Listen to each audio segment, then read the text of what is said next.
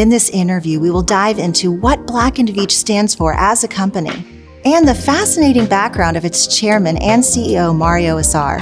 Azar, being just the 8th senior leader in the history of the company, will give us some insight about what he's most currently passionate about achieving in this role and how Black & Veatch looks to evolve over the coming years. Hi, my name is Christy Corville, and welcome to A Moment With. So how did you get your start in business, and what was your inspiration? I have to say it was my mother. My mom started a business that many women did not do back then, and she started a business as a beautician and in a town in where I was born, Syria, where even globally and in the US in the 60s, not a lot of women were entrepreneurs. And so it's her entrepreneurial spirit, her courage, is what kind of was my inspiration to be a business leader. That's fantastic. What a wonderful role model. Yeah, I couldn't think of a better role model. My hero is what I call her. I'm sure you watched her overcome plenty of obstacles. In your journey, what are some of the main obstacles that you've faced to get to where you are today? At the age of 17, moving to the US and starting a new life in the US. Sometimes when people just judge you right away before they even know you and kind of assume who you are and what your background is or what even your beliefs are, that's a challenge. Even though my family had the financial means to support my education, there was a change in law in Syria where transfer of money was no longer allowed. Oh my. And so overnight, I think it was the beginning of my sophomore year, I got that call from my mom in tears. I can imagine. Saying, I cannot send you money. I want to, but I cannot. And so literally overnight, I had to decide whether to stop everything or completely be on my own. And that led me to start working to pay for my college, and did all kinds of jobs, from bussing tables to waiting on tables to eventually bartending and working at night, going to college during the day. And as hard as that was, I think it's probably the best thing that happened to me. And it's also part of what shaped who I am today. So all these obstacles, to me, are growth challenges that got me to where I am today. Wonderful way to look at it, absolutely. Yeah. Maybe another challenge was more self-inflicted, where I continued to make changes in my career. So I kind of knew very early on where I wanted to go, and that was, kind of more general management, broader leadership. So I knew to get there, you gotta build your blocks. And even though I started as a quality engineer in a factory, I knew I couldn't just do that. So I kept doing different things and taking on challenges that others didn't want to take, and kept moving. And that took me eventually to China, that took me eventually to Germany, and doing different things within the business that allowed me to kind of build these blocks. As your business began to become more successful, with the building blocks in mind, how did your leadership sort of change with that? Leadership is a whole different thing, and leadership really gets more into, you discover the power of people, and you discover the power in motivating other people to then be their own selves and leaders and think and innovate and contribute, kind of self-driven. And that kind of graduates in a way to kind of leading more through culture, leading more through strategy, what I would like to call leading through leaders. And that's how I would say my leadership journey has evolved.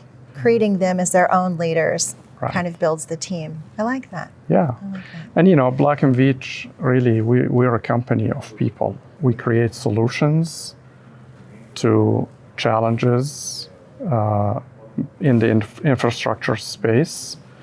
And so we do it all through people. For our company, in our business, really motivating people and having clear strategy, focus, all built on very strong foundation of culture. And this is what I love most about Black & Veatch is our culture, is really how a company like ours really succeeds and excels. So. That's wonderful. How do you see your business evolving in the short term and, the long term as well? We decided we're not going to build coal-fired power plants anymore. And we actually decided that we're going to shift our portfolio in power more towards renewables. And that's driven by more focus, awareness globally of climate control and the need for sustainability, looking after our planet, if you will. And so that's one example of market shift and us adapting. Another example is in 22, we launched a new sector for Black & Veatch. We call it commercial connectivity and industrial. And we realized that, first of all, the world is changing. For example, online shopping becoming a trend and what people like to do. When you want your package in a day or two, that doesn't just happen. There's a lot of things that have to fit in place logistically to make it happen, and that includes the infrastructure. We started to expand into the commercial sector, and that's an example of what I would call short-term adaptations. In the long term, I would say innovation and evolution. And Black & Veatch is now a 108-year-old company. That's incredible. It didn't get here by not continuing to evolve. And so we're going to continue to evolve, and we're going to do it through innovation.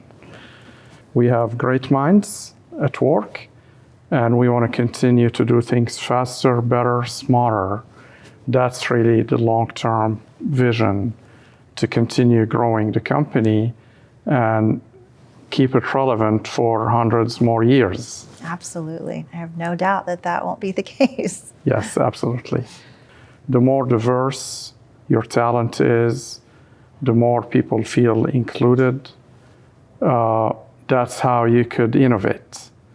And so diversity, equity, and inclusion to us are much more than just a term or a catchphrase. It's really a goal for us to get the best talent we can get and sustain evolution and innovation.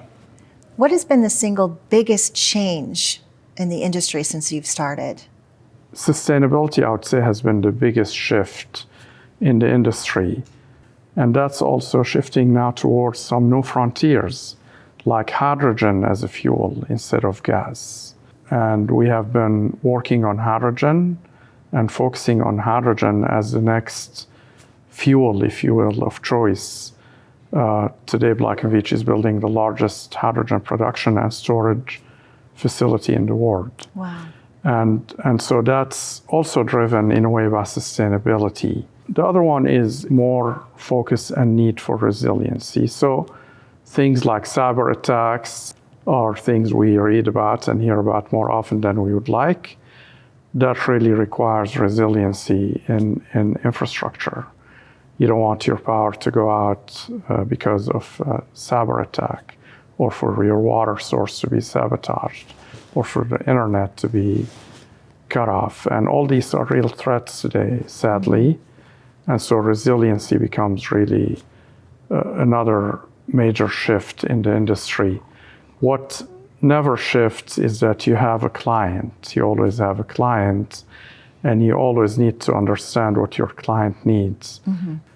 That's how a company continues to be successful and evolve. And that hasn't shifted in the industry or in business in general. Let's talk more about what really drives business into the modern age. Some companies have disappeared because they just did not evolve and they did not embrace technology. We don't want to be one of those companies. Technology, I would say, has been the biggest driver and will continue to be innovation, evolution. I like that. So again, touching on change, we can say one consistent thing is that change is going to be consistent, and being able to evolve the needs of the world is really what keeps Black & Veatch going. That's incredible. Absolutely. Change will always be there, The only question is, do you become one who drives change, leads with change, or one who follows, or one who doesn't really accept change? And that's really the only question. We want to be the ones who lead change. Yes. Do you ever take the time to really take stock and reflect on everything that you've achieved? I probably don't. And in a way, maybe it's a good thing because it keeps me going. It stops me from being complacent and kind of saying, I've arrived. I don't think you ever arrive. You always got to keep learning and evolving yourself. But my kids and my wife and other people often remind me, and it feels good. Our people here at Black & Veatch often also recognize what I do and recognize what each other does. And what's even more important is to recognize, and we do recognize, the impact we make on the world. That's a wonderful outlook to share with others. Well, Mario, thank you so much for taking the time to sit down and speaking with us and teaching us more about Black & Veatch and your journey. It's been incredible. Thank you. My pleasure. Happy to do it.